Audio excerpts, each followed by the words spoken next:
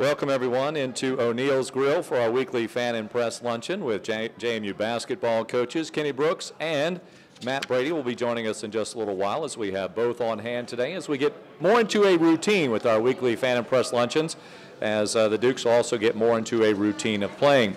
Well, last week, Coach Kenny Brooks was no routine. The fact that the Dukes opened up, as did everybody in the CAA, with 4 games in 8 days, certainly a grueling schedule to start things off. We know how you feel about playing that many games as many days, but now that that is behind you, your Dukes seem to pass that test pretty well. Well, yeah, I was very proud of the kids. It was grueling, and you know, even though they would love to play games instead of practicing, it was a week where we really needed to practice, and we weren't able to do that because we needed to rest the kids, be very cognizant of the fact that they needed some rest. You know, Toya Jiggets is no spring chicken anymore, you know, so we have to try to maximize her abilities by resting her, so to speak.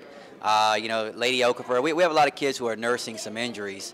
So the 4-game and 8-day stretch was really not ideal for us, but we got through it. We got through it unscathed. I thought we grew a little bit. And we learned on the fly. We learned from our game experiences as opposed to really practicing. Because, Kurt, honestly, we probably had one day where we practiced. I know the days in between games, it merely was a walkthrough. You know, leading up to the games, we really couldn't do much because we were trying to save. We had a situation where Dee Dee Griffin, who's valuable to us coming off the bench, she was concussed, so she was not available to us. And there were times where we felt like we were an AAU team because we only had like 8 healthy bodies. But needless to say, the kids did a fantastic job. You know, they got through it, and I thought we got better. We focused on different aspects of our game, and as a result, we came away with two convincing wins at the end of the week. Going on the road, playing at Northeastern, it's a tough place to play, and not because it's a rowdy crowd, but it's just different environment. And then coming back to William & Mary, which is always a tough environment for us to play in. But I think one of the elements that helped us so much was, and it's a credit to JMU Nation, the last two away games that we had, I think our numbers outnumbered the home team as far as fans are concerned.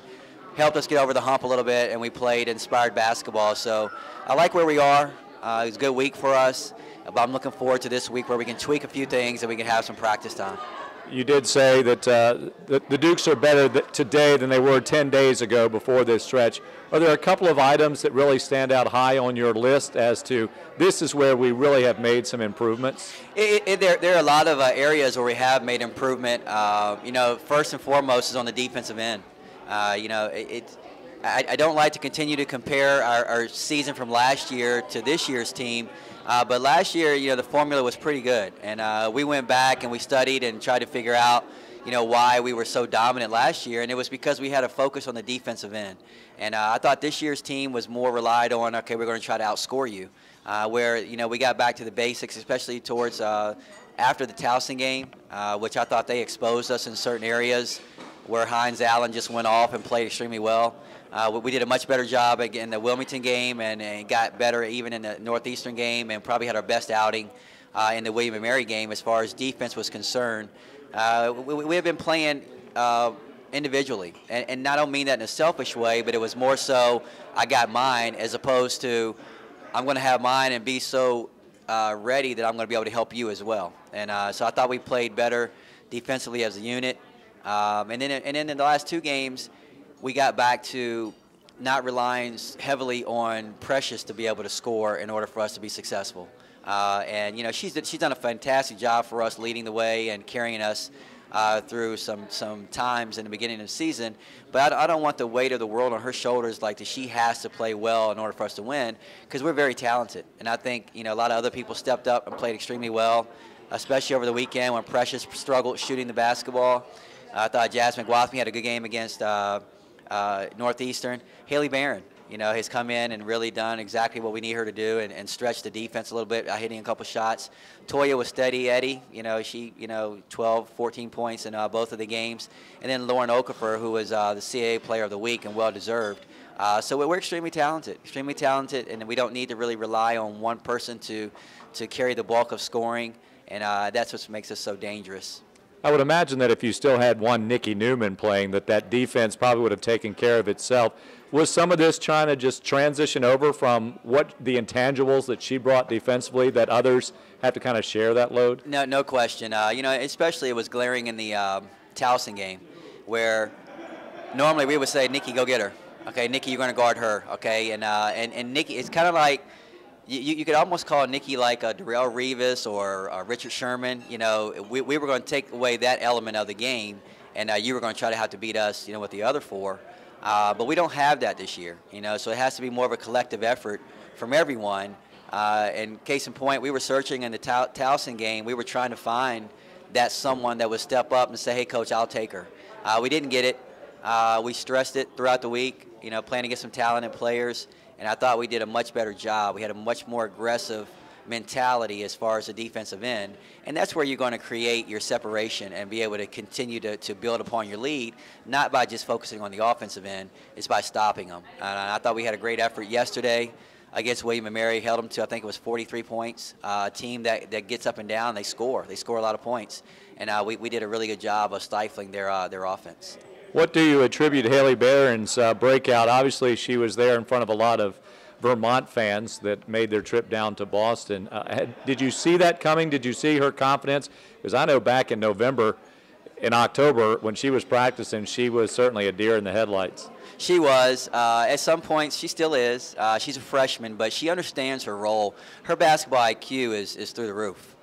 Where she may lack in some areas as far as athleticism, speed, and whatnot, she makes up for it with her IQ. She always knows where she's supposed to be, and it's just a matter of, that's half the battle. If you know where you're supposed to be, then you can, you know, half the time you're going to get there, and that makes up for any deficiencies that she may have from an athletic standpoint. She's very smart.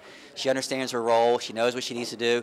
She's a tremendous connector. You know, if she were a hockey player, she'd have a lot of assists because, you know, often she makes the pass that leads to the assist because she understands the scheme and what we're trying to do.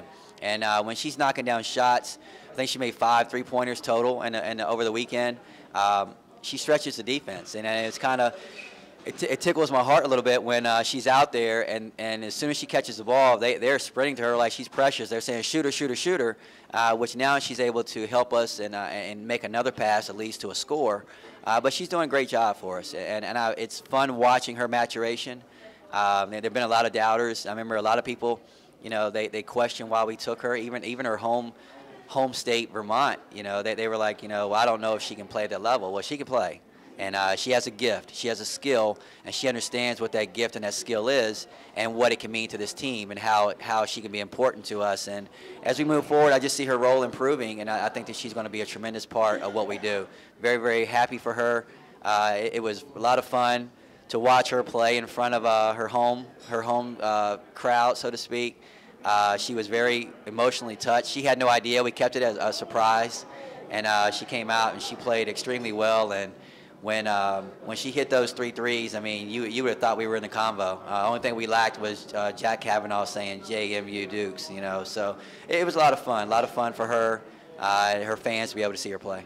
You spoke of her having a special skill. Did she remind you when you were recruiting her of any other player that you either currently or previously had that you maybe saw in them that maybe gave you a little indication that she may have the same? You know, not really, other than the fact she kind of reminds me a little bit of, and I'm going way back, Jody LaRose, you know, who's just a deadly 3-point shooter.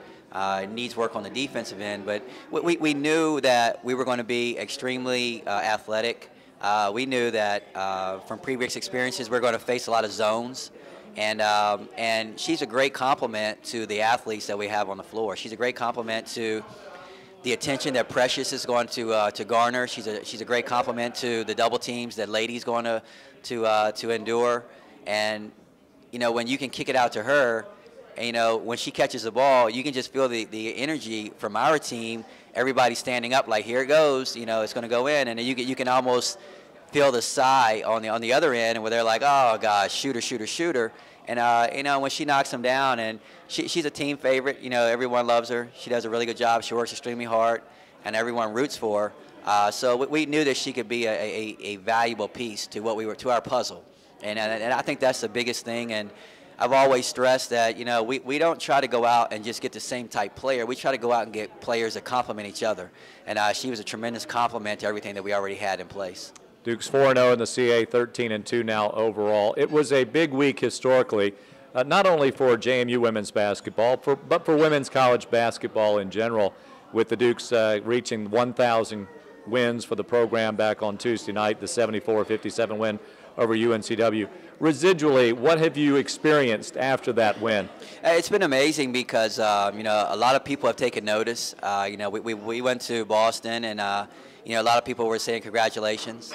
We went to William & Mary, had a few people saying congratulations. My Twitter feed was blowing up with the congratulatory tweets, retweets, and whatnot. But it's a major accomplishment. It really is. Just to say it out loud, 1,000 victories. And it just means that you've been playing basketball, number one, for a very long time. You've had success over that period of time. And for me, just to be a small part of it is tremendous in itself. I grew up watching this program, and watching what I wasn't around to watch Coach James or Coach Morrison or those guys, but watching Coach Mormon and the integrity, the hard work that she instilled.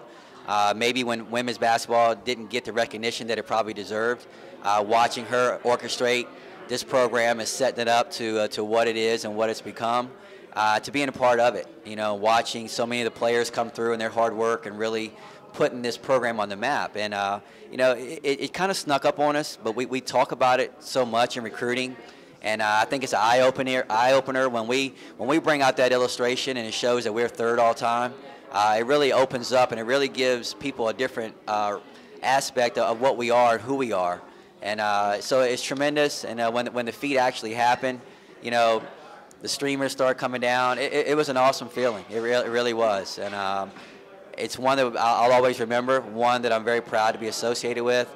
And the kids felt that way too. They celebrated. It meant something to them, even though they've only been a smaller part of it. Some of them are just only played 10 games here or whatever the case might have been, but they all felt the excitement and just being honored to be a part of a program that's accomplished so much.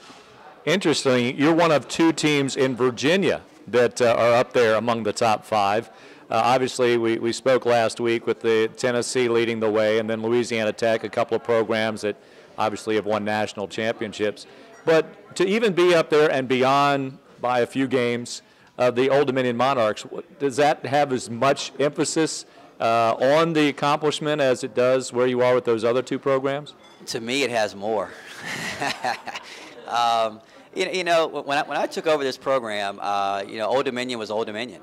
They were in the midst of running off 17 straight CAA titles. Their dominance, not only in the CAA and in the state, but nationally. Wendy Larry, I have learned so much from Wendy Larry. Just from a competitive standpoint, you can say that she instilled that in me right from the get-go, because right from the start, I wanted to beat Old Dominion. And that just drove us. It drove us. And when I took over this program, we were behind them. And now to have passed them and put a little cushion in between us, it's a major accomplishment. And it's one that I'm very proud of. And that's the one that makes me smile a little bit, because it just shows that we've had a consistent run to put us in that position to do so. And it's no easy task to be able to do that. So, but it also shows that there's a lot of good basketball in the state of Virginia on the women's side, and I'm proud to be a part of that. All right, very good. Coach Kenny Brooks here with us at University Grill. At O'Neill's Grill on University Boulevard. Just changed the name for you there, Monica. And we're going to hand it over to other members of the media here this afternoon at O'Neill's Grill. Coach, you said last week that this team still has a long way to go. How much did it help to have those 4 games in a stretch? How much did it help in the growth of this team?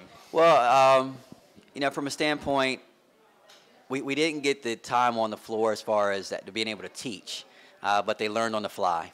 They really did, and I think that was just as important because, I tell them a lot, and the way that I coach, I don't try to oversee everything. There are parts of the games where if another team goes on the run, I'll let our kids figure it out. And this was pretty much what I was doing. I wasn't calling a timeout for practice sake, but they were learning on the fly, and they got it together. They understood what they had to do. They're a very smart team. They're a veteran team. They understand it. They're just in new roles, and I think they're learning their new roles.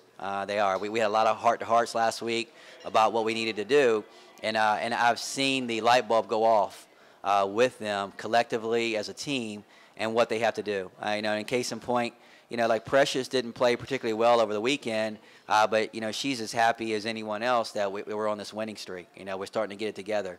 There are a lot of kids who probably don't have the numbers that they would have anticipated they would have right now, but the fact that we're 13-2 and sitting at the top of the conference is what really matters to them. So I've watched them grow. It was a really good week for us. It was a grueling, very tiring week for us, but I think that we're a much better basketball team now than we were 10 days ago.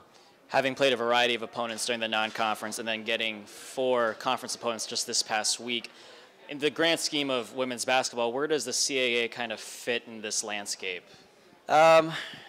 We have a ways to go. I think if you want to be a league, when we were back in the days where we had 3 at-large, we had 2 at-large teams back in, I think it was 06, what it was. We had very valuable wins in non-conference. That's the one thing that's lacking with our league right now, is that we're good teams, but we lack those signature wins. And in order to get your conference the notoriety that you deserve, you have to win the games. We'll get in conference and everyone elevates their game and we beat up on each other. So we have a lot of teams that are probably sitting around 500 mark. But we just don't have that separation when it comes to the signature wins in non-conference. So going out and playing a tough schedule, I think that it really put us in position, RPI-wise, whatnot, to get some national recognition. Sometimes now you go into the league and the teams that you're playing, they're probably better than their RPI states, but you start slipping when you start playing teams, even though they're good teams and they battle you, and it's very tough. We just need to get that national recognition. So we control what we can control, and now we just have to continue to go out and win. We can't worry ourselves about who else is beating up on who, because we can't control that. We just have to try to win every game that we can in order to put ourselves in a really good situation. Finally, the nature of the gig of being on the road all the time, and you just played 2 games on the road before, but you also have a couple kids that you want to be there for those moments. How does, I guess, this year and the grind of being a basketball coach kind of compare to previous years, since you don't want to miss any basketball games? Right. It's always a grind. Every year is different. For you personally, for you professionally. This year we're encountering 1-day preparation time in between, which is something that we have to get used to. I know the UNC Wilmington game and the William & Mary game, we weren't as prepared as we were for the Towson game and for the Northeastern game, because we had preparation time. So it's always different, from a personal standpoint. It's every year is different. Like I get a little bit older and I have family issues, and Huddle has become my best friend. I miss so many games of my daughters playing that, I have to watch them on replay and whatnot. So every year is different. Every year is different, but, the end result is the same, that you have to go out and you have to focus, and whatever the schedule is, whether it's favorable, whether it doesn't make sense. If you're in Boston on a Friday night and you have to go to William & Mary on a Sunday afternoon, it is what it is. No one's going to cry you a river, and no one's going to give you an excuse if you don't go out and perform. And that's what we tell our kids, and they're resilient. They're resilient, and I thought they did a really good job handling themselves this past week. Yeah, you know what? Cowboys are always third. There's the family obligations, and I will admit we went 6-0 in the Brooks household this weekend. Spotswood had a victory on Friday night, which was a big one. We had 2 this weekend, and just as important, the East Rockingham 9 and under AAU girls team went 3-0 this weekend. So that was a big weekend for the Brooks household. Coach, talk about the communication of your team. It's so important in the success, especially playing as many games in a short period of time. How is your team communicating on the floor with one another? How would you rate that right now? Much better than it was 10 days ago. And again, we have a group that has always had the luxury of playing in the shadows of pretty good leaders. You know, when you have Nikki Newman and Kirby Burkholder, who have manned the post, you know, for a while and understood exactly what you wanted to do. You know, the next year it's only fitting that you're going to be searching for that vocal leader. And you know, you look at the leading candidates. Toya Jiggets has been more of she's been more of the kind of leader that's going to keep everyone loose. You know, now she's had to step up and be more on the serious side. You know, which is transformation for her in itself. But she's learned how to do that. She's learning how to do that. Lady Okafor, who is one of the smartest kids I've ever you know, coached. It's kind of ironic, you know, that I bring her into my office to counsel her sometimes, and 2 hours later she walks out, and I felt like I've been counseled. That's how smart she is. And she's understanding that she has to be more of a vocal leader. And then you have the kids who are on the floor who are dominating the ball, or, you know, the press clippings and whatnot, and Precious Hall and Muff Mickens, you know, that they have to learn. You know, being a leader, you know, you have to learn how to lead, and they're learning their roles that well. So we're becoming better. We're learning how to lead, but just as important, we're learning how to follow, because there's so many times and instances where something can be said to you in the heat of the moment, and if you take it the wrong way and you want to lash back out, you're not following the right way as well. So leadership is extremely important, but also being a good soldier and understanding how to follow, especially in the heat of the moment, is very, very important. And these kids they're starting to understand it, and I think probably in the next week or two we'll even be better, and then we'll start hitting our stride. You were talking about how every year is different, and being on the road and the grind and the personal with professional, but you're always looking forward in recruiting. How does that blend into the grind of the year to year? It takes precedent. You know, there's some times where it's so important that you forget to enjoy the moment. You know, I have to be reminded, and if I didn't have to do these press luncheons and talk to the media, I wouldn't know that we were 13-2. But I would know who we're recruiting in the 16 and the 17 class. You know, and it's what you do. And you can talk about it being fear of failure. I have yet to bask in the fact that we've won 3 championships, or that we won so many games, had so many successful seasons, because you're always looking forward to what you're going to do. And it's kind of comical to me that sometimes we put up on the board what we're going to need for the 2016 class, what we need for the 2017 class, and already we're taking off the board kids who are sophomores, because we're looking so far ahead and trying to continue and make sure that we're doing the necessary things to keep us at the level that we are.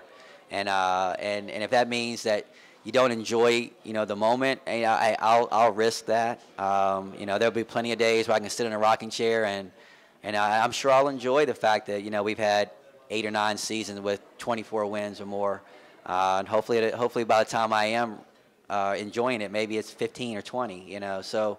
But we do. We make sure we look forward, and we make sure we take care of business and understand what we need in those classes, and to continue to have the success that we're having.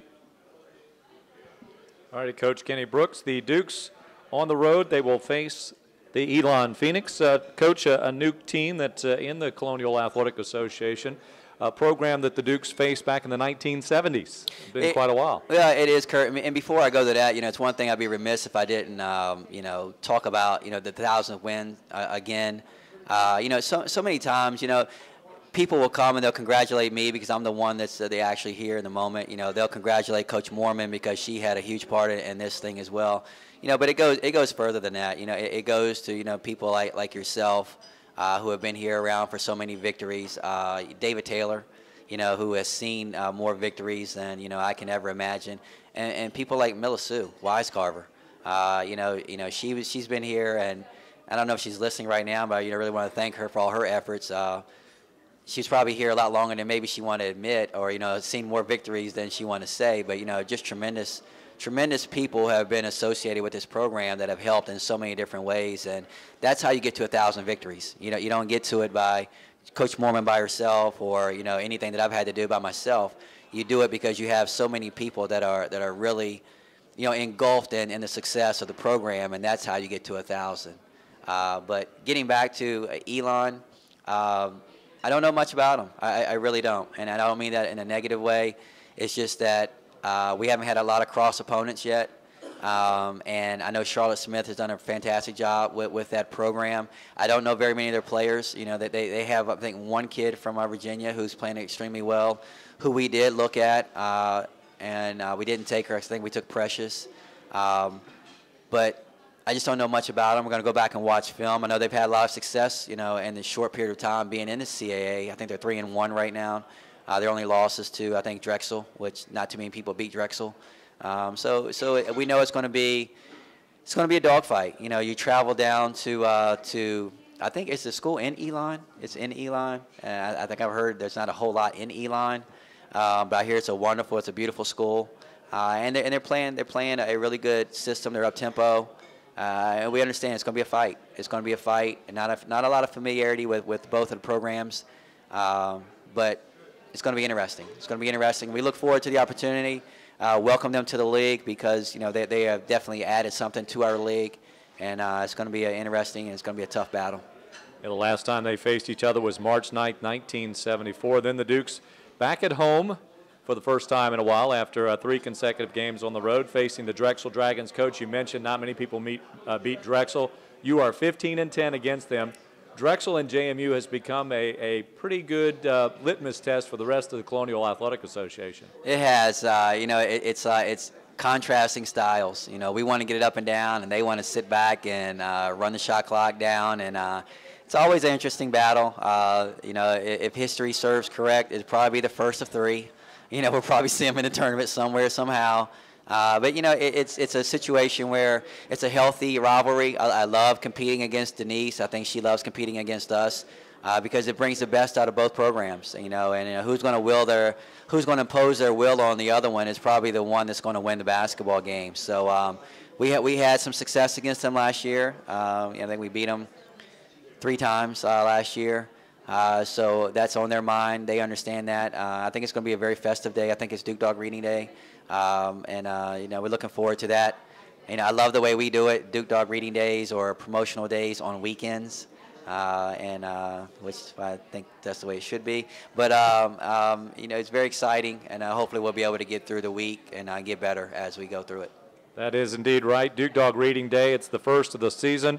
The program is in its 25th year, and it is presented by O'Neill's Grill. So we want to thank Tim and Monica for that as well. Kenny, thank you for joining us this week. Congratulations on 1,000 program wins on the 4-0 start to the CAA, and we look forward to seeing you there at the Combo on Sunday. And by the way, it was a catch.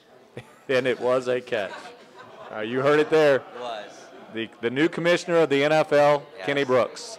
Conspiracy theorists are out. In just a moment, we'll be joined by JMU men's basketball coach, Matt Brady.